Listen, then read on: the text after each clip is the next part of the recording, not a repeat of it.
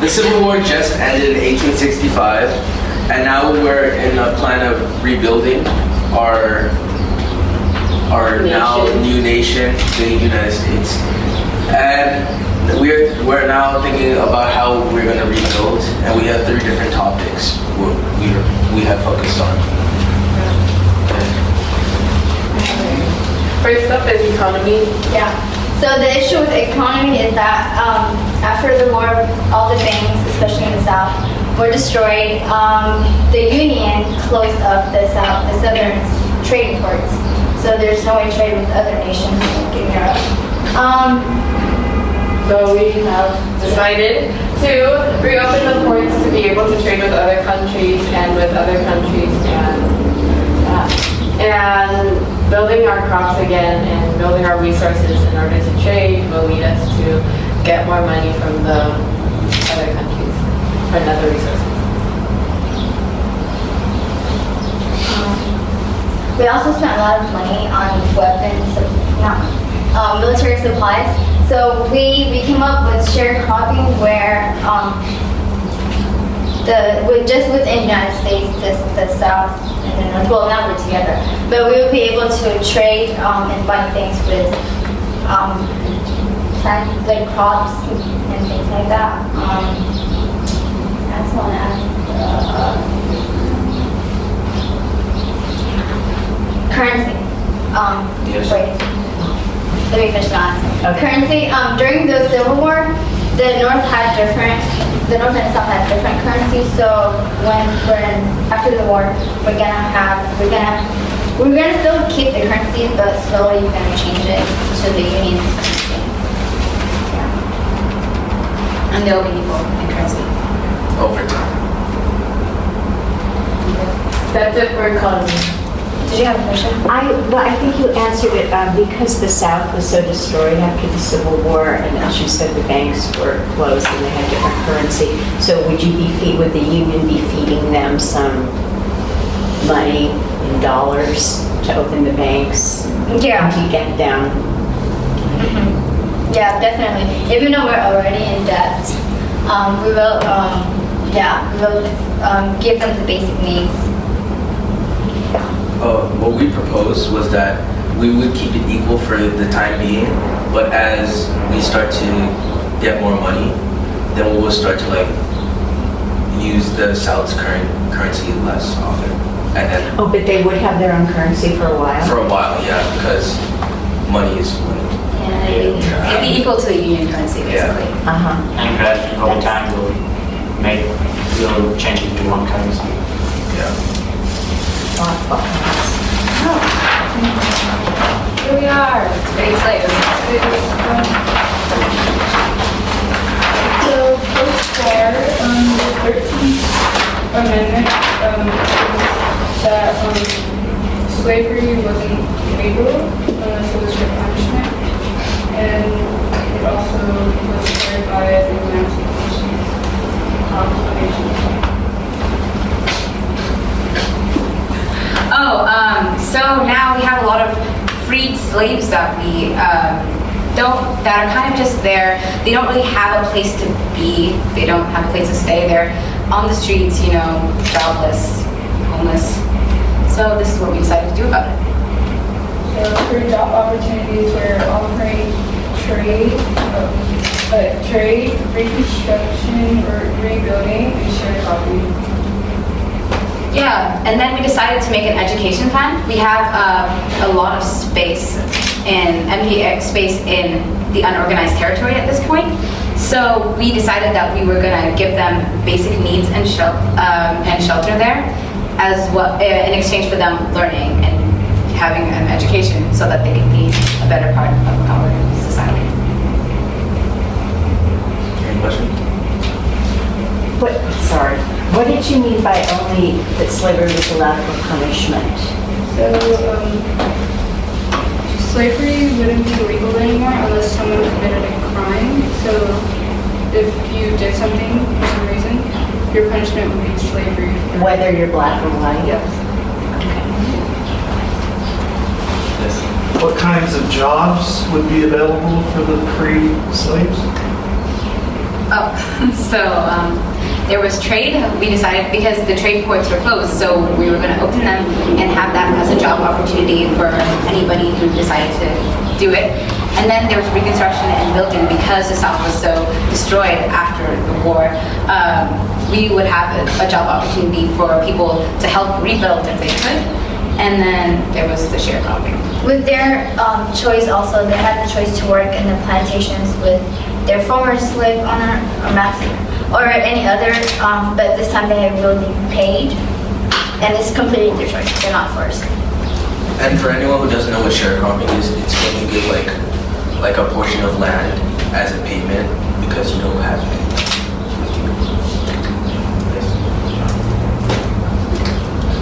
Do you guys see any possible issues with the way in which sharecropping is set up between tenants and landowners? A little, because it's like you're taking away, obviously you're taking away land from the owner of the land, and you're giving it to whoever you're paying it to, but at the same time it's a form of payment, so it should be in a way somewhat equal. Question, just to clarify, I think, I just want to make sure I heard correctly. For your education plan, you were suggesting that slaves or free slaves would work on the land in exchange for education? Is that sort of? No.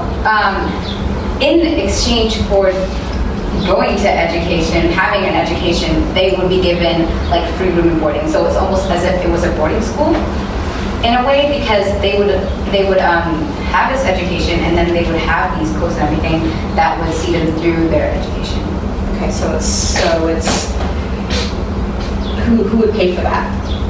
Taxes and the people basically.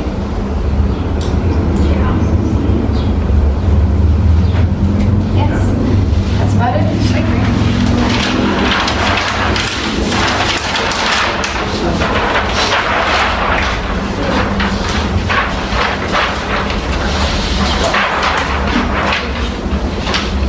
Okay. Alright, so our next topic was loyalty. We had to find a way to prevent the South from seceding again, and came up with the idea of propaganda. Yeah, so with the propaganda, we create some propaganda in the South because people are easily influenced, and that's how propaganda actually kind of led to the secession of the South. So by doing that, again, we'll put like the thought of being one nation in their mind, and hopefully it will work. And if not, then if the propaganda does not work, we will bring in a law saying that secession is legal. It's illegal. Yeah, it's just That's it for our reconstruction plan so far. Do you guys have any incentives in order to promote loyalty, like for the people? no, we didn't think of that. Well, now thinking of some, like maybe we can have like nationwide like celebrations and like that happening as well, and making like websites like maybe like the South may be like upset at the fact that they lost and like they have to go back into the union, and that slavery is like legal abolished now, so that in order to like make them interact with one another and become one as a nation. And we'll also like show them that we're not treating one side higher than the other. It's just equals throughout. And we have been trying to do that throughout our plans. Since the slaves are now free, how are you going to handle segregation in churches, schools, marketplaces?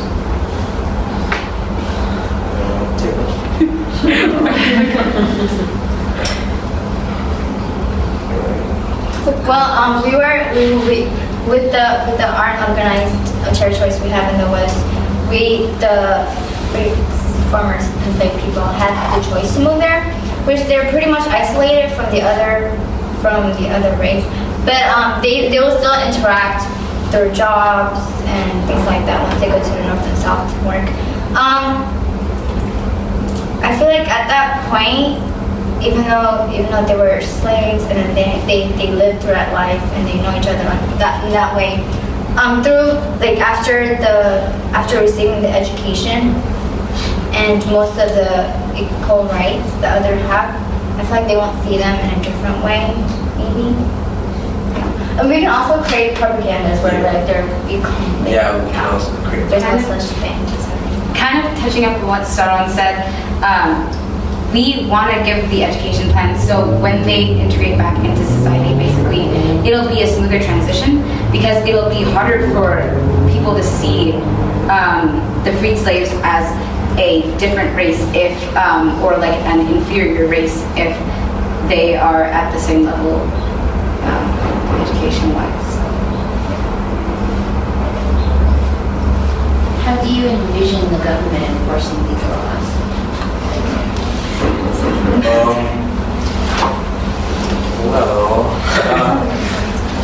We take it like slowly. We wouldn't like just push it onto them. We started yeah, exactly. And over time, all these laws will hopefully stay in place. Yeah. They will. Oh, they will. Yeah. Sort of going on that question, do you think that the state law enforcement agencies of the southern states that seceded can be trusted to enforce the laws that the federal government imposes upon them? Or do you think that federal agencies need to remain in the South for any certain amount of time in order for these laws to be enforced? Maybe not like the whole, not to the extent that there is now, but just a few to kind of just see to that there's a sort of, I don't know, they're doing their job a little bit better, but not like to the extent that they're kind of overpowering the southern states or making them feel like, you know, that they can't be trusted really to do their job. So they would have the same states' rights as any northern state? Yes. But also, like, they can create their own state laws. So, Yeah.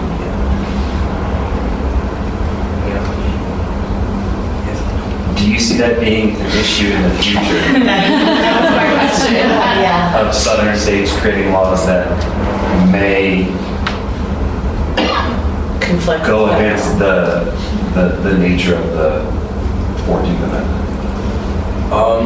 If that's the case, then I feel like the federal government would come into play and maybe find an alternative to whatever they did. And the amendments are more of like a constitution, so I don't see the states creating laws against the constitution, which is like the base of our nation.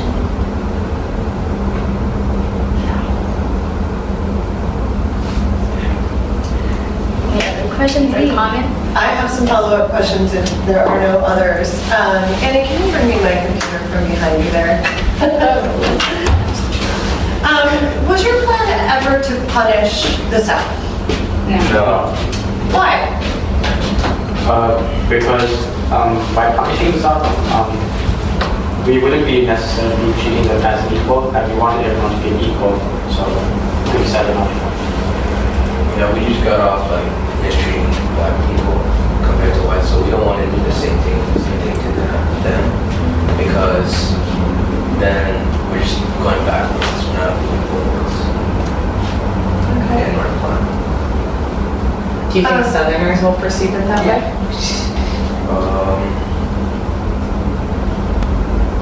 I hope so. I think they will over time, but like they're kind of, I was gonna say salty, no, but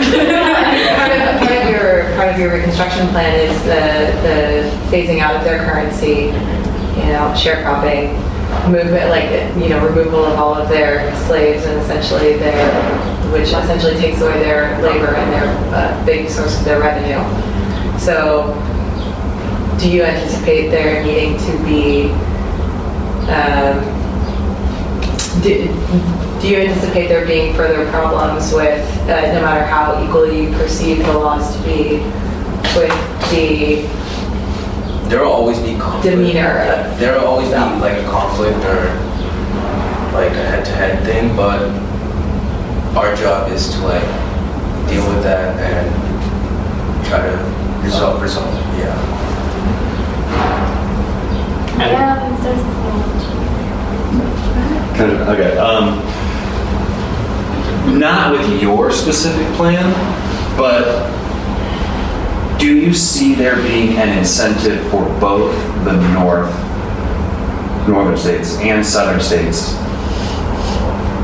to keep the newly freed African American population unskilled laborers?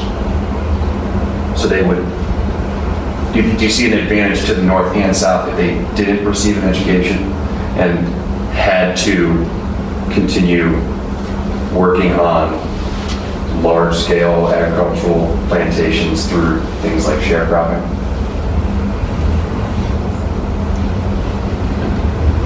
Yes. Wait, restate the question.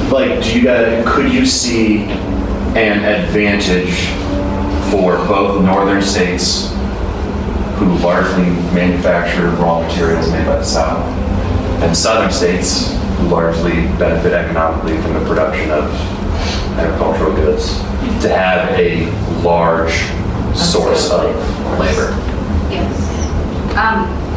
Kind of do, but we were also going with the point that there will be a lot of people who will kind of be out of jobs and will need money at that point. So we were going to add not just freed slaves, but people who actually need a job to kind of go into that, so that it doesn't seem like it's just like, and that's also kind of why we had that education plan, so that some freed slaves would go to get educated.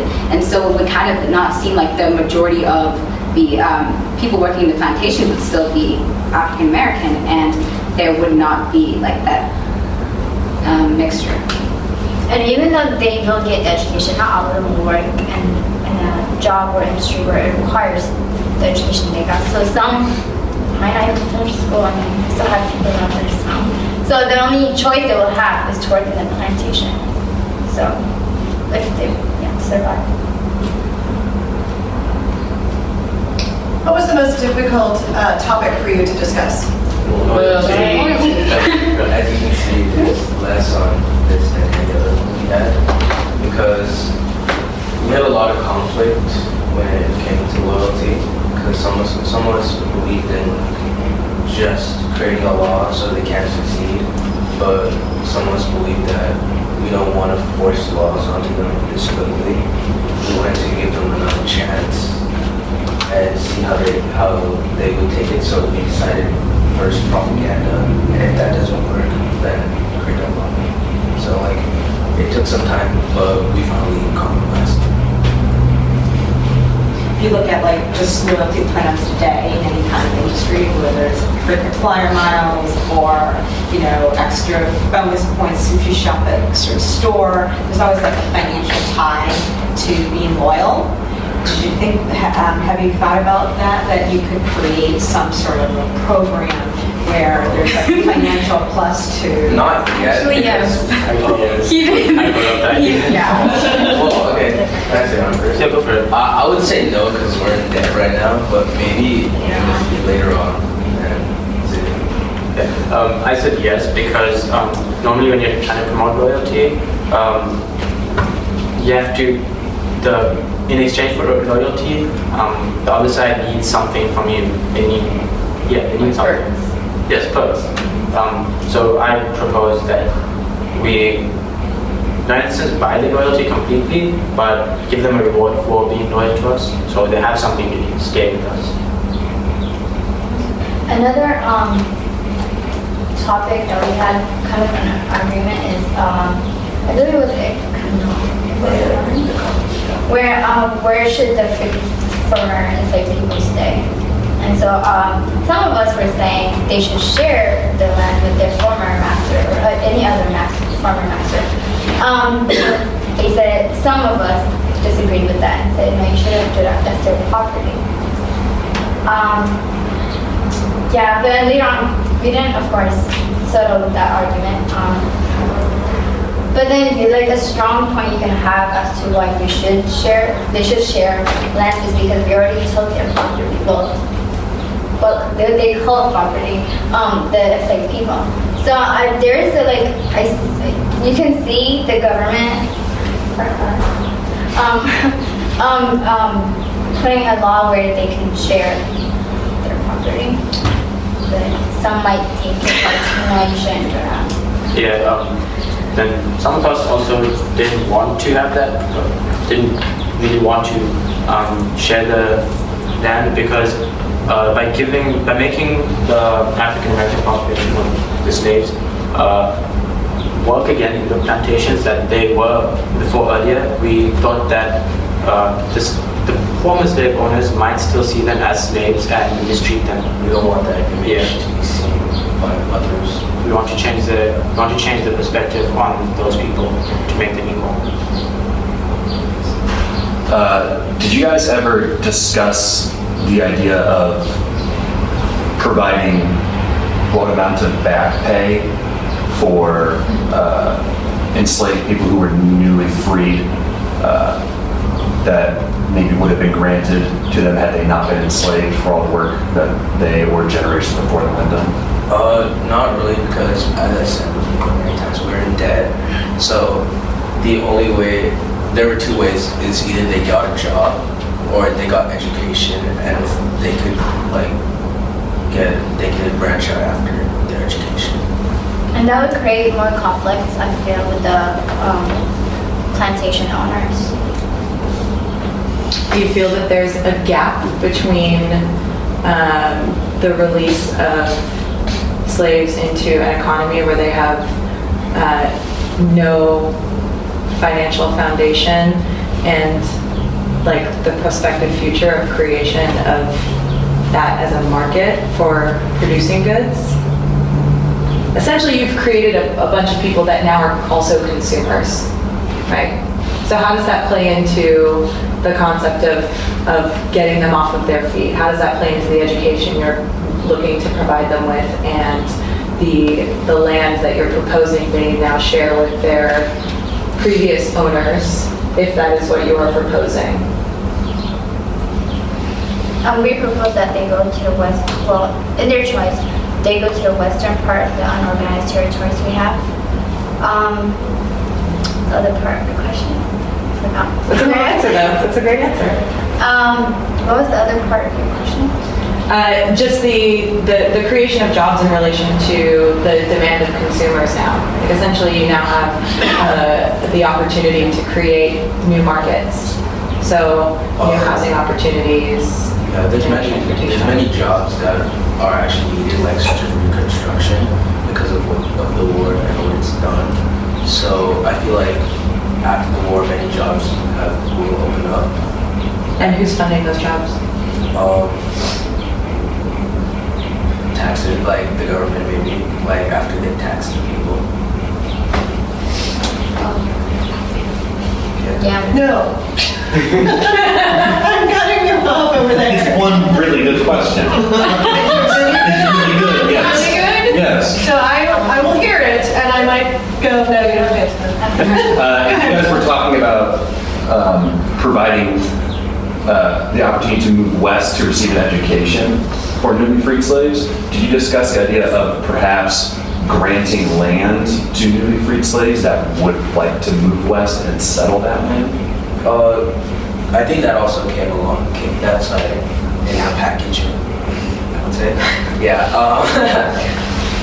So after education, there's still a lot of unorganized territory, and maybe we can give them that land, and they can settle there. But we also don't want it to seem like, oh, that's the only choice you have. And we don't want all of them to move there because we don't want them to be necessarily isolated from the other parts of society. Okay. Let's wrap this up with just a couple more questions. How did So you guys came together as a cabinet, and my directions were basically like, just act as Lincoln's cabinet. And I gave you 50 minutes total for planning. What kinds of, how did your own beliefs and experiences, views on things, how did that come into play while you guys were trying to develop a plan? Actually, there was a little bit of a disagreement, I guess, about the views of what a government should do and how much they should control in the people, actually. So, yeah, I remember that being a really... Some people were like, I remember, I'm not gonna name names, but some people wanted to treat the newly freed slaves much more higher than, because they have just came out of slavery and they didn't know where to start. But some of us thought, no, that's wrong, because we just ended that, so we want to treat them equally. So that was a really big conflict of ours, and it took kind of like 2 classes to finally come to an agreement. Yeah, an example of that is after the war, there were some people who were less, they needed more than others. And so, but they both needed something. So we were like, who should we help first? And some of us suggested that we help the ones who need it, who need the most.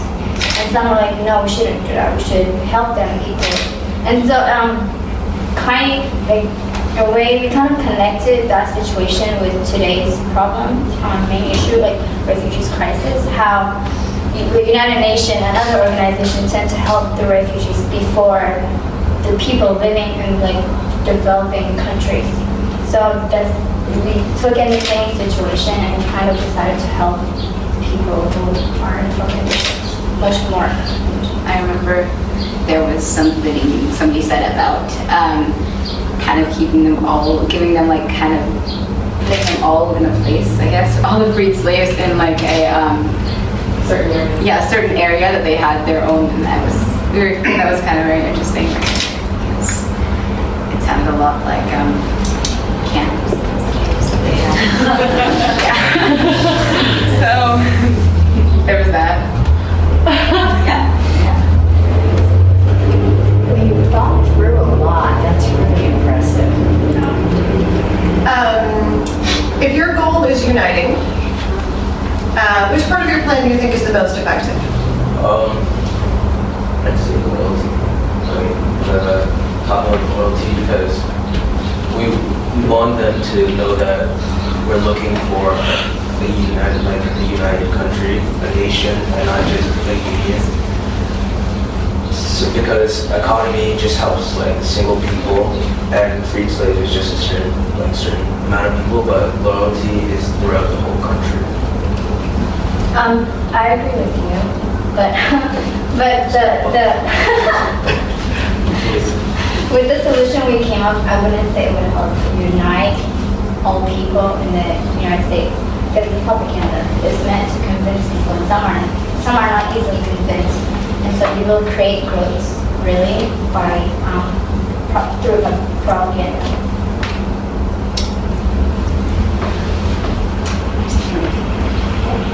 And one last question. How do you predict the states will respond to your plan? It goes a little bit, but not specifically southern states, but all states will respond to your plan. Well, I think every state will obviously have their own opinion and react to every situation differently. So maybe because the southern states are still like a little affected about like one again, because they in the beginning obviously wanted to be separated because of this issue of slavery. So now that the slaves are free and we're reconstructing the nation as one, it's gonna be different for all states. So maybe the North will be happy about certain things and unhappy about others, and vice versa. I feel like all states will they'll try to work with what has been proposed, not all will agree, but they'll try to work with it, and they'll see what happens from there. The South would most likely be more sensitive to the laws we create more than the North, because we already have taken so much from them. And they would probably come to a point where they question them uniting with us, most likely, and probably like thinking of seceding again, which we try to prevent.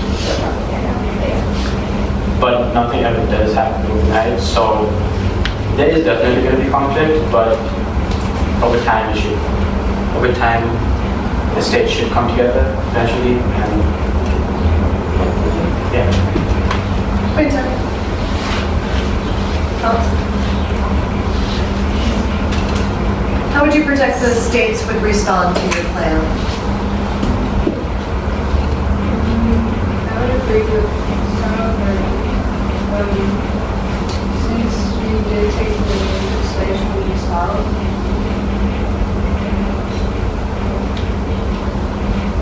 in my opinion, I'm seeing America was slaves played an important role of how America was founded. So I think without slaves being free,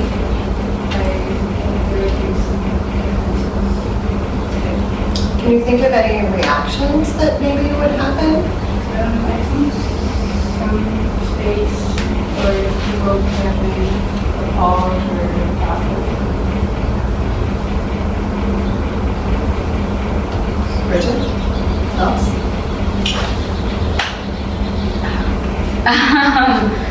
Yeah, I kind of agree with Zaid. They will obviously kind of disagree with this. There will be conflict between the states, but then I think that part of the reason that a conflict, like a conflict, won't really break out is mostly because we have just come out of a war. So I don't think anybody's really going to be looking for such a big conflict to happen right after. Any last comments from you guys? Thanks for coming. Yeah. Okay. Yeah.